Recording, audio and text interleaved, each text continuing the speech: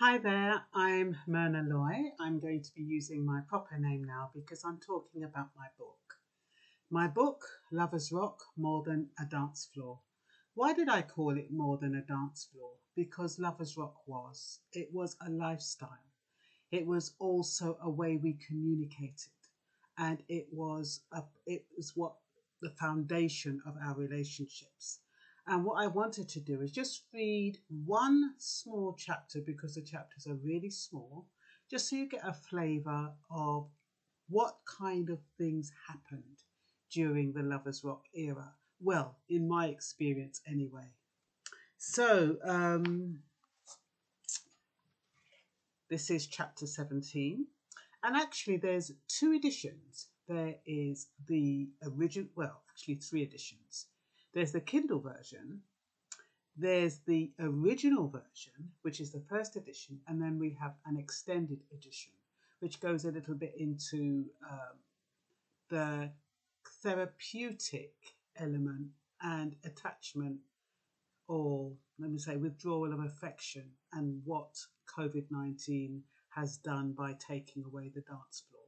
So that's in the extended version. But they're all on Amazon, so you can get them that way, or the original version you can get from me. Okay, chapter 17, Caught in a Lie. That's the subject. Simeon and Jason planned to go to Burton's in London, which was a nightclub. Jason picked up Simeon around 8 o'clock and they left. I gave them about 10 minutes and then I called Patsy. There was a nightclub on Coventry Road that we had heard good things about, so we decided to go there together. Simeon would have a fit if he discovered I was sneaking out to a nightclub or doing anything other than wrapping up in blankets, waiting for him to come home. But I was bored. Why should the guys have all the luck and us girls have to stay indoors? We made a joint decision to take the risk. We discussed what we were going to wear and what we were going to accessorize them with, and we were both very excited. We worked out how long it would take for them to reach London because we knew they would call us when they had arrived. Simeon called me around 10:15. I made out like I was in bed and started yawning. Ah, I won't keep you up, he said. Thanks, love, I responded and replaced the receiver. We had the rotary dial phones back then. I called Patsy and asked her if she'd heard from Jason. She hadn't, so I told her to pick me up in about an hour.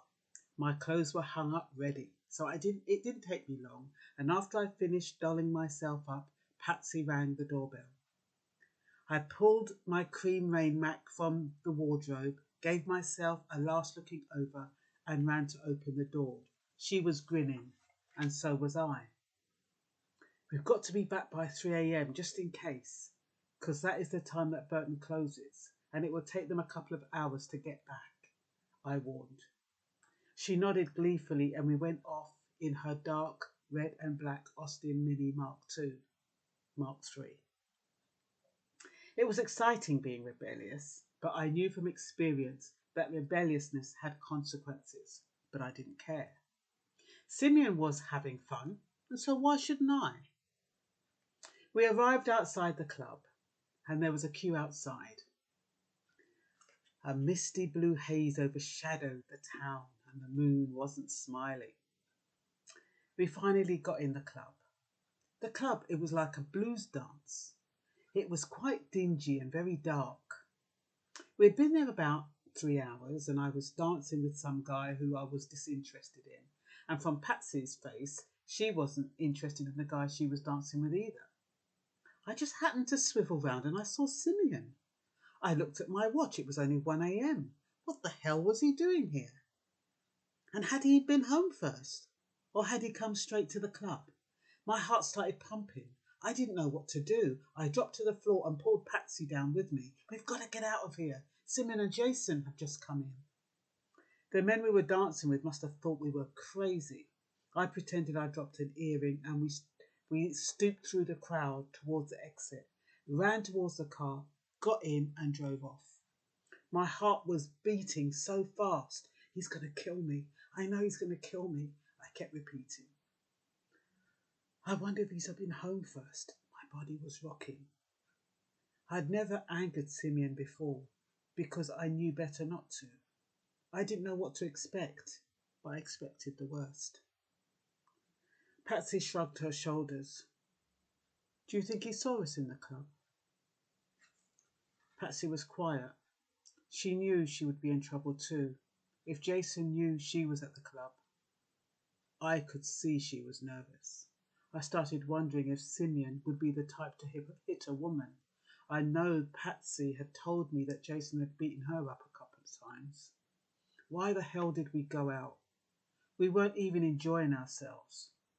We drove home in silence, each of us fearing the worst. The excitement earlier had been quashed within seconds. She dropped me off. See ya, I said. She nodded.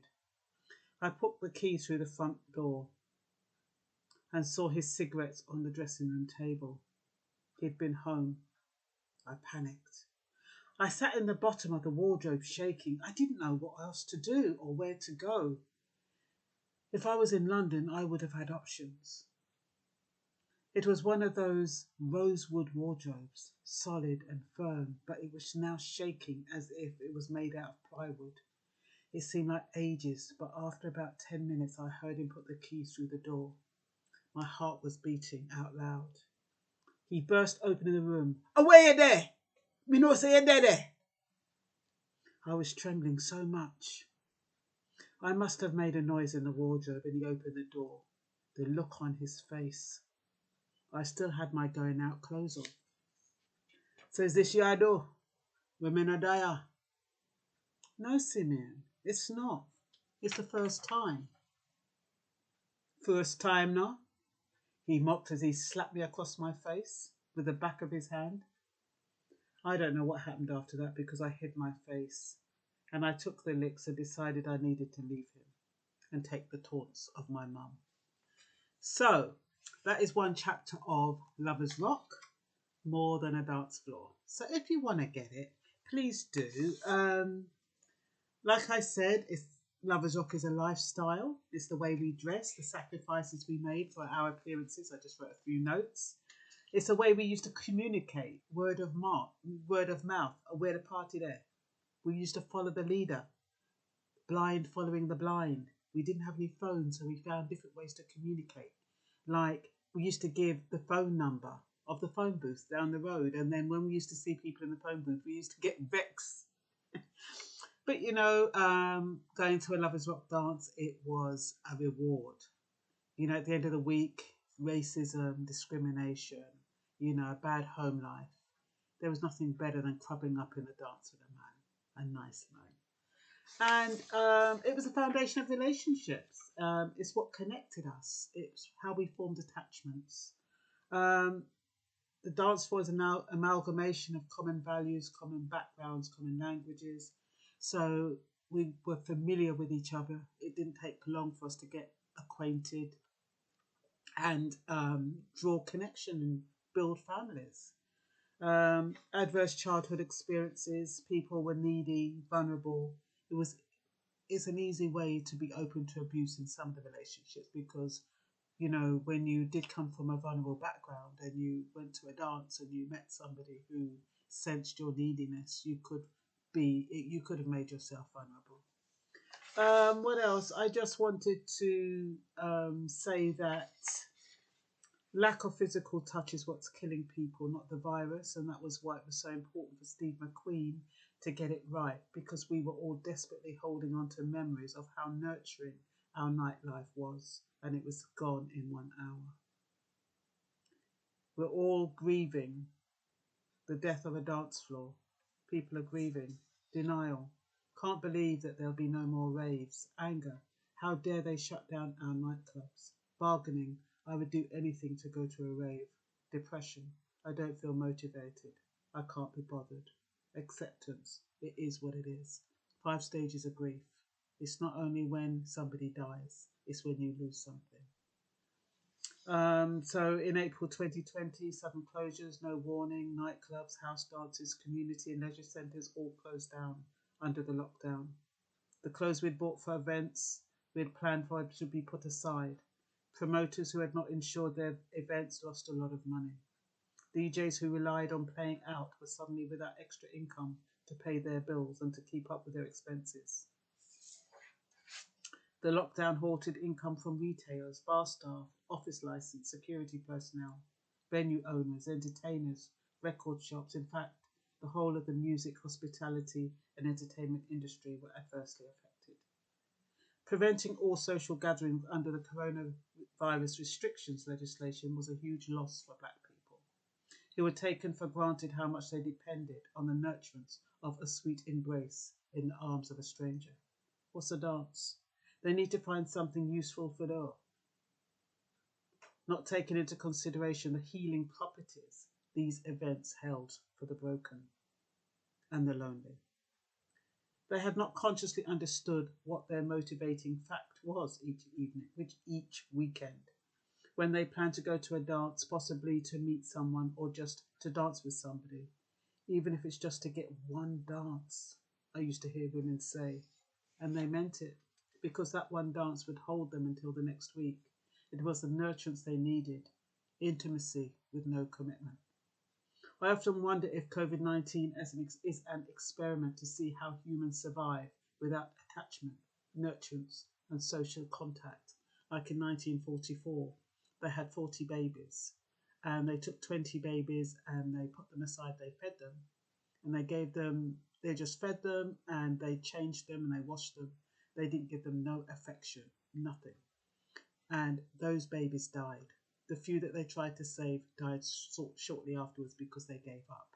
The 20 that they gave affection to, nurturance, attention, as well as feeding and clothing, they lived and were healthy babies. All were healthy to start off with, but just because of that experiment. So you ask yourself, COVID-19, is it an experiment? Is it about seeing what happens to people when they are left without nurturance, without affection, without, love? And I think that's all I'm going to say for now. So if you do want to get the book, like I said, Lovers Rock More Than a Dance Floor, it's on Amazon Kindle, and it's written in dollars, $9.99 for the Kindle version.